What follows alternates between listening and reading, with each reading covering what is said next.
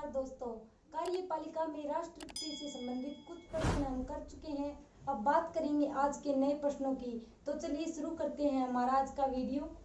हमारा 51वां प्रश्न है, मृत्यु दंडावेश के मामले में क्षमादान की शक्ति केवल प्राप्त है। मृत्यु दंडावेश संबंधी मामलों में क्षमादान की शक्ति केवल प्राप्त है राष्ट्रपति को, राज्यपाल को, सर्वोच्च न्यायालय को, सभी को। तो इसका राइट आंसर होगा ऑप्शन ए, राष्ट्रपति को। मृत्यु दंडावेश के मामलों में क्षमादान की शक्ति है वो केवल राष्ट्रपति को प्राप्त है और क्षमादान की शक्ति का उल्लेख संविधान के अनुच्छेद 72 में है, जिसके तहत राष्ट्रपति किसी व्यक्ति का मृत्युदंड भी माफ कर सकता है।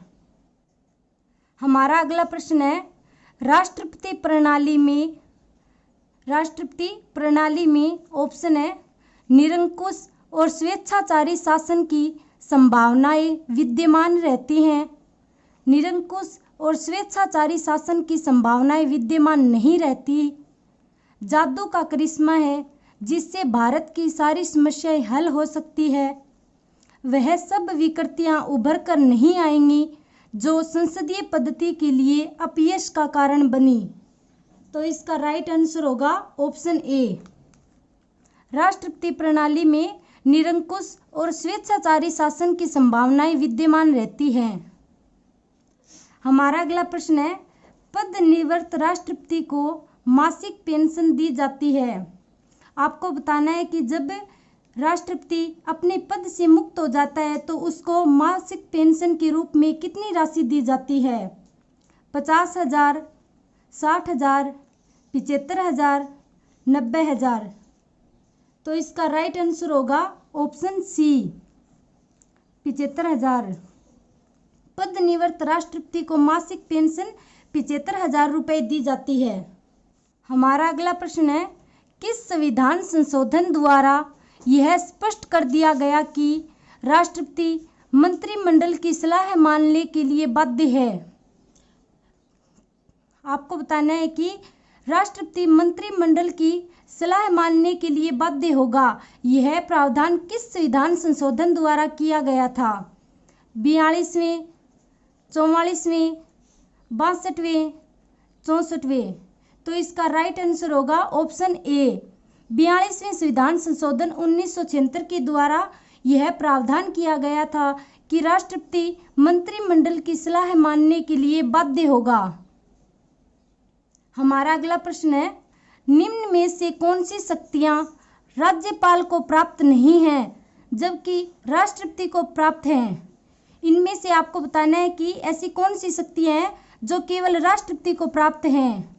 ऑप्शन है सैनिक शक्तियां, संकटकालीन शक्तियां, राजनयिक शक्तियां, सभी। तो इसका राइट आंसर होगा ऑप्शन डी, सभी। ये तीनों ही प्रकार की शक्तियां हैं वो केवल राष्ट्रपति को प्राप्त हैं, राज्यपाल को नहीं। हमारा अगला प्रश्न है, किस राष्ट्रपति ने एक वर्ष में सर्वाधिक अध्यादेश जारी किए? ऐसे कौन से राष्ट्रपति हैं जिन्होंने एक वर्ष में सर्वाधिक अध्यादेश जारी किए थे? ऑप्शन है डॉक्टर राजेंद्र प्रसाद, फखरुद्दीन अली अहमद, नीलम संजीव रेड्डी, आर वेंकटरमन। तो इसका राइट आंसर होगा ऑप्शन बी, फखरुद्दीन अली अहमद ने एक वर्ष में 29 अध्यादेश जारी किए थे, जो अब तक एक वर्ष में जारी किए गए अध्यादेशों में सर्वाधिक है। हमारा अगला प्रश्न है, मान लीजिए 2 राज्यों की विधानसभा विघटित हो चुकी है, तो क्या राष्ट्रपति के चुनाव को इस आधार पर स्थगित किया जा सकता है?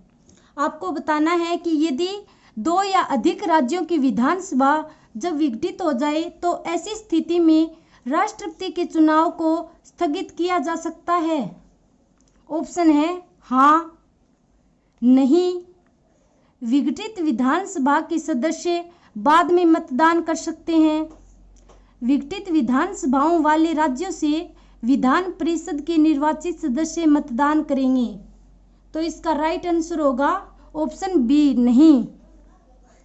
यदि दो या दो से अधिक राज्यों की विधानसभा विघटित हो चुकी हो तो ऐसी स्थिति में राष्ट्रपति के चुनाव को स्थगित नहीं किया जा सकता है। हमारा अगला प्रश्न है, सर्वोच्च न्यायालय के न्यायाधीशों की नियुक्ति कौन करता है? सर्वोच्च न्यायालय के न्यायाधीशों की नियुक्ति कौन करता है? ऑप्शन है मुख्य न्यायाधीश, राष्ट्रपति, प्रधानमंत्री, मुख्य न्यायमूर्ति। तो इसका राइट आंसर होगा ऑप्शन बी। सर्वोच्च न्यायालय के न्यायाधीशों की नियुक्ति राष्ट्रपति के द्वारा की जाती है। हमारा अगला प्रश्न है, निम्न में से कौन सा भारत के राष्ट्रपति का एक संवैधानिक विशेषाधिकार नहीं है? आपको बताना है कि निम्न में से कौन सा भारत के राष्ट्रपति का एक संवैधानिक विशेषाधिकार नहीं है। ऑप्शन है विधायी विधेयक को पुनर्विचार के लिए वापस करना, वित्त विधेयक को पुनर्विचार के लिए वापस करना, लोकसभा का विघटन करना, राज्यसभा का आह्वान करना। तो इसका राइट आंसर होगा ऑप्शन बी। ऑप्शन बी है वो असत्य कथन है, क्योंकि वित्त विधेयक को राष्ट्रपति है वो पुनर्विचार के लिए नहीं लौटा सकता है, क्योंकि वित्त विधेयक को लोकसभा में प्रस्तुत करने से पहले राष्ट्रपति की पूर्वानुमति ली जाती है, इसलिए वह उसे पुनर्विचार के लिए नहीं लौटा सकता है। हमारा अंतिम प्रश्न है, असत्य कथन है। आपको दिए गए कथनों में से असत्य कथन छांटना है।